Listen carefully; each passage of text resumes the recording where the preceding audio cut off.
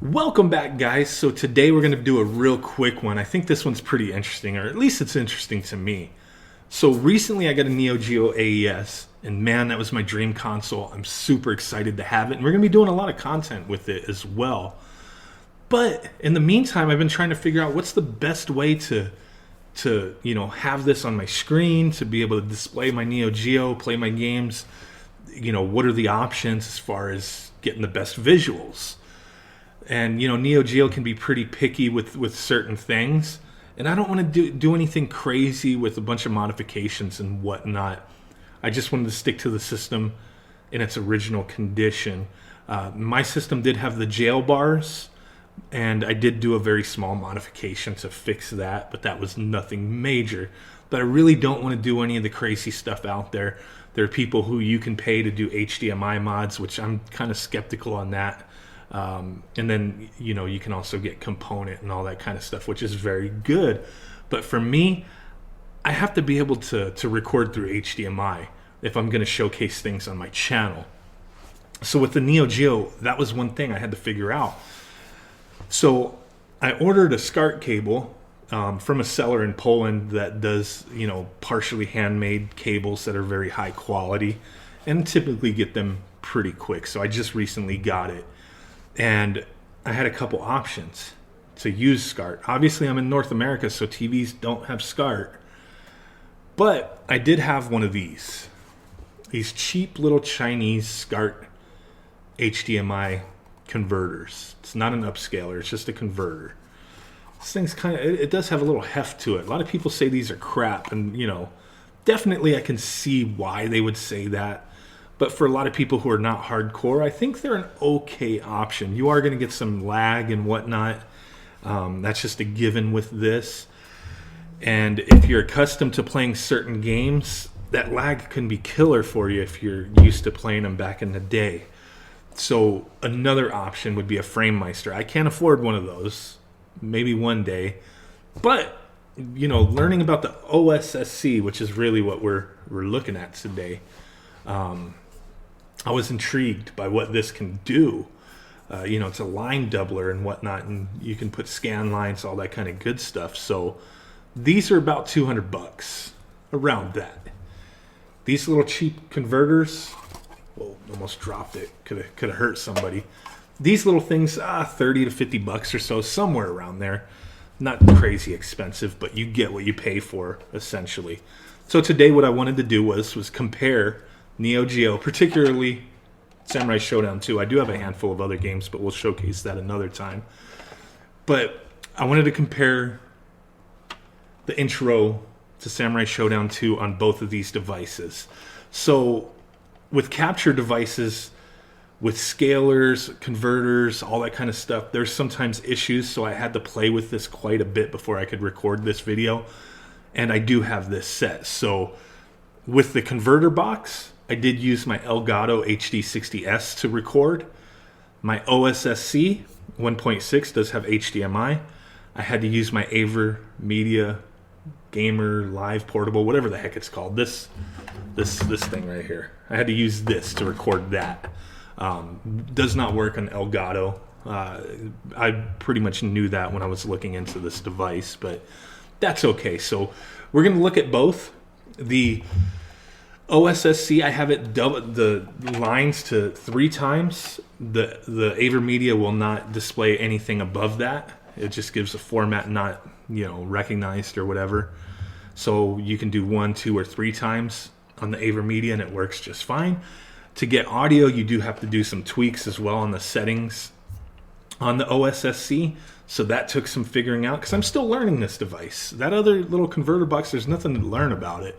This, there's a lot to learn. We will probably be doing some content talking about this as I learn more and more how to utilize it properly. But for today, that's what we're going to do. Compare the two, see how they look, sound, if there's any kind of weird sound distortion or whatnot, or visual distortions. Definitely input lag on the cheap converter, 0 on the OSSC. So let's go ahead and get this party started, guys. Let's do it. So here we go, guys. First up is going to be through the cheap Chinese converter. You got to remember, this is just a converter. It does its job, but the one thing I do want to point out while we are playing through this is that it does seem pretty sharp for me at times, but it seems like when there's motion on screen or when the screen transitions into something else, it kind of blooms. It has a blurring effect. It's pretty apparent for me looking at it on my actual TV. I don't know how apparent it is on this recording, but ultimately it does not look horrible. You know, if you have the Neo Geo plugged into it, even a CRT TV, you'll still get the rainbow banding and whatnot from, you know, composite and, you know, RF or however you plug it in. And that's unfortunate. Same thing if you plug in the system, you know, through AV on a high def TV, you'll get that rainbow banding on, you know, mesh, you know, type areas, especially on, you know, a couple of the characters here. You can't see it on this, but it does show up otherwise. But with this cheap Chinese converter, you don't see that with the Scart or even, you know, other different connections. So that is definitely a plus. It does look good. You get that little bit of input lag for sure. I mean, it's not really a little bit. It's quite a bit, to be honest with you. But it does its job. So next up, we do have the OSSC. And we are running this, like I said, at 3 times on the lines. No scan lines on this run through. And I think it looks pretty sharp. The one thing I notice is when I do play the Neo Geo on a CRTV, tube TV, or even on, you know, a high def TV through other, you know, cables such as AV and whatnot, some of the colors seem a little more washed out, or they're just wrong. Like the blues will look more purple, and with this, everything looks right. You don't get the rainbow banding on any of the images. Everything's sharp. You see them pixels. To me, it looks really nice. It sounds just as good as, you know, the Chinese, you know, converter. The audio is pretty much the same there in my eyes. But on the OSSC, there's definitely a lot more you can do and tweak around with to get the best image for the TV that you are using. And for me, just having a very basic knowledge of how this works, I think I'm getting some pretty darn decent results, and I am digging it. It does look really awesome. Like I said, this is without scan lines, and it looks pretty good. I am not a fan of scan lines on a HD TV. I am not. I've played with them, messed around with them, but typically they do nothing for me. Now on this OSSC, whatever they did to incorporate scan lines, oh my God. I mean, there's tons of options, and I've just barely scratched the surface. And I don't know how this next video clip will translate over, you know, through the YouTube processing of video. But man, when I have very light horizontal scan lines on this game, any of the games that I own on the Neo Geo, it looks flippin' amazing. It actually improves the video quality in my eyes. Now, if I overdo it and I boost up the scan lines, it doesn't look good to me. But when I have light scan lines on, to me, like I said, it improves the image quality for me. I don't know how to explain it. Like I said, I'm not a technical person when it comes to all this, and especially with this device, as it's very new to me. But hey, I'm giving you what my views are and what my opinion is. And I think it's pretty flippin' sweet to be playing with this. Definitely can't wait to learn a lot more. I've been reading through the manuals, looking through, you know, people's suggestions for settings, but a lot of that's going to be subjective and based on your taste and actually how your TV wants to display this. So that's one thing. So that was it. Just wanted to showcase the cheap converter, the OSSC, shown without scan lines and then with scan lines, give you guys kind of an idea. So let's go ahead and wrap this up and have a quick discussion before we end the video, guys. Let's do it.